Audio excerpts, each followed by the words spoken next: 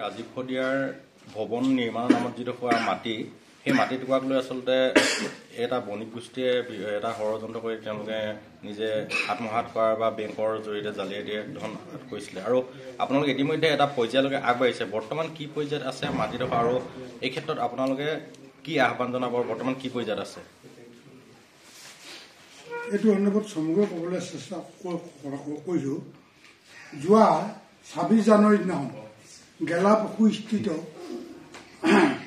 প্ৰয়াত গণশিল্পী ৰাজীৱ শদিয়াৰ যি বাসস্থান তাতে আমি বহিছিলোঁ। 17টা সংগঠনৰ তাত যুক্ত হৈছিল আৰু 17টা সংগঠনে এখন এই মাটিখিনিৰ বিষয়ক কেন্দ্ৰ কৰি এখন সমন্বয়ৰক্ষী সমিতি গঠন হৈছিল আৰু তাতে মুখ্য আহ্বায়ক সুৰেন্দ্ৰ শদিয়া আৰু মোৰ দায়িত্ব অৰ্পণ কৰিছিল।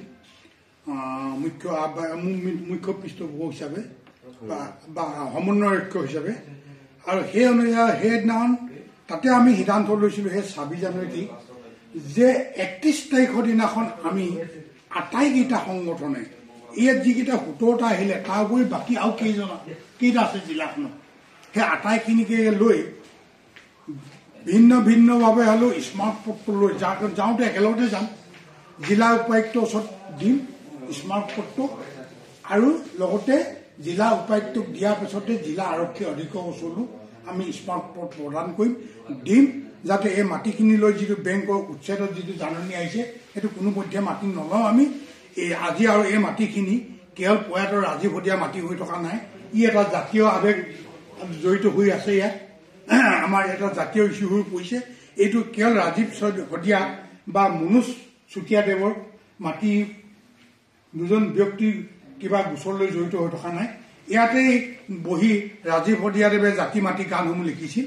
গতিকে সেই ৰাজীৱ শদিয়া আদি আদ্য সাধকনেই হোৱা নাই। তেনে ক্ষেত্ৰত বেংকৰ যিটো নটিচ আহিছে সেইটো আমি কোনোপধ্যে মানি ল'ব নিদিওঁ আৰু প্ৰয়োজন হ'লে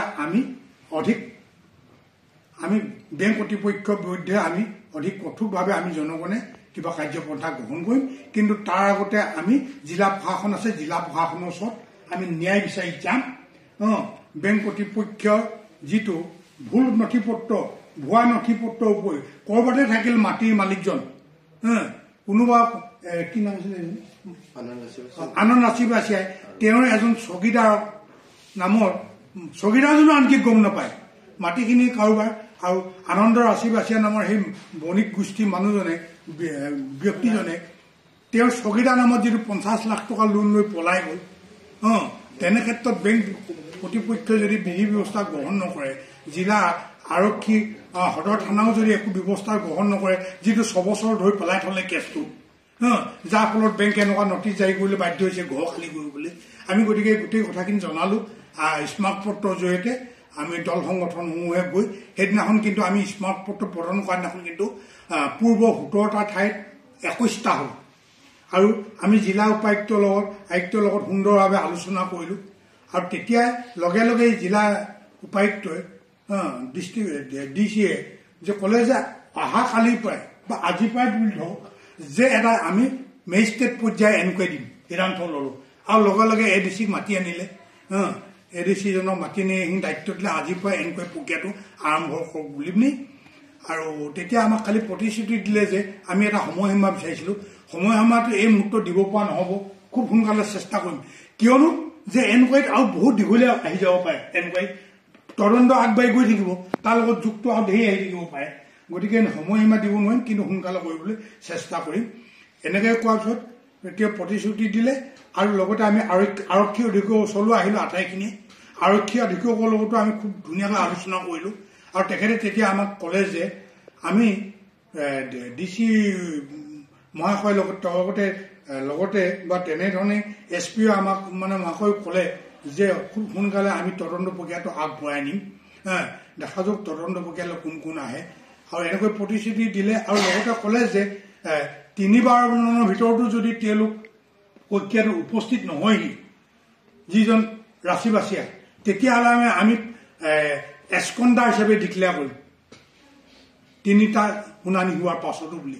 আৰু আপোনালোকে জানি সুখী হ'ব যে এই যোৱা 7 তাৰিখে শুনানিটো হ'ল আৰু সেই শুনানিত কি কি ক'লে নক'লে বা কি ধৰণৰ মন্তব্য আগবঢ়ালে প্ৰকৃত মাটিৰ মালিক মনোজ চুতীয়াদেৱে যিয়ে নেকি ৰাজীৱ শদিয়াক সেই মাটিখিনি দান কৰিছিল সেই সন্দৰ্ভত মনোজ চুতীয়াদেৱে সবিশেষ ক'ব পাৰিব কিন্তু কোনে হ'লেও আমি ডি চি মহাশয়ৰ লগত এই ডি চিৰ লগত আমি যোগাযোগটো ৰাখিছোঁ যে তদন্ত প্ৰক্ৰিয়াটো সুন্দৰভাৱে আগবাঢ়ি গৈছে সদ্যহতে ইমানখিনিয়ে ক'ব পাৰিছোঁ আৰু অতি সোনকালে আমি বাকী আমাৰ যিটো আমাৰ সমন্বয়ৰক্ষী যিখন হৈছিলে আমি কৰ্মকৰ্তা লৈ অতি সোনকালে আমি ডি চি আৰু এছ পি মহোদয় আকৌ এবাৰ লগ কৰিম তদন্ত প্ৰক্ৰিয়াটো কি গতিত আগবাঢ়িছে আৰু কিমান পৰ্যায়লৈকে তদন্তটো গৈ আছে আৰু